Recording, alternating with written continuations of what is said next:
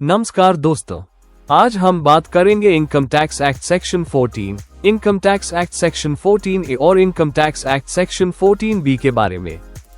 ये सेक्शंस बताते हैं कि इनकम को कैसे क्लासिफाई किया जाता है और टैक्स फ्री इनकम पर एक्सपेंस कैसे ट्रीट किए जाते हैं। Book section 14 heads of income. Income tax act section 14 income tax act का एक इम्पोर्टेंट सेक्शन है जो बताता है कि टैक्स पेयर की इनकम को डिफरेंट हेड्स में डिवाइड किया जाता है। इनकम को मेनली 5 हेड्स में क्लासिफाई किया जाता है।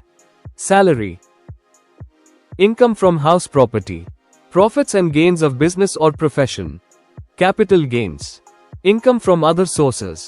हर हेड के लिए अलग रूल्स और डिडक्शंस होते हैं, इसलिए करेक्ट हेड में इनकम क्लासिफाई करना बहुत इंपॉर्टेंट होता है। Book section 14 expense related to exempt income.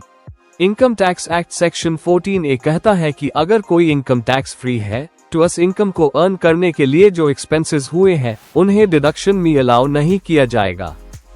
पुशपिन example, अगर किसी इन्वेस्टर को टैक्स फ्री डिविडेंड इनकम मिलती है और उसने उस इनकम को अर्न करने के लिए कुछ एक्सपेंस किए हैं तो वो एक्सपेंसेस टैक्स डिडक्शन के लिए क्लेम नहीं कर सकता। इस रूल का पर्पस है कि tax payer tax free income पर डबल बेनिफिट ना ले।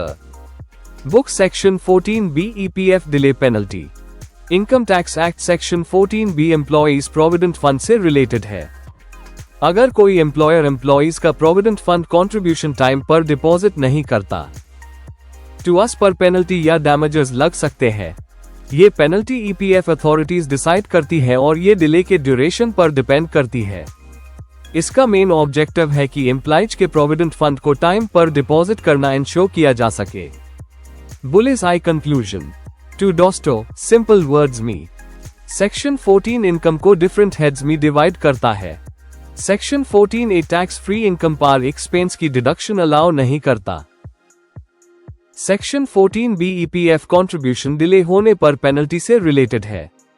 अगर आप income tax act series follow कर रहे हैं तो नेक्स्ट वीडियो में हम सेक्शन 15 कवर करेंगे।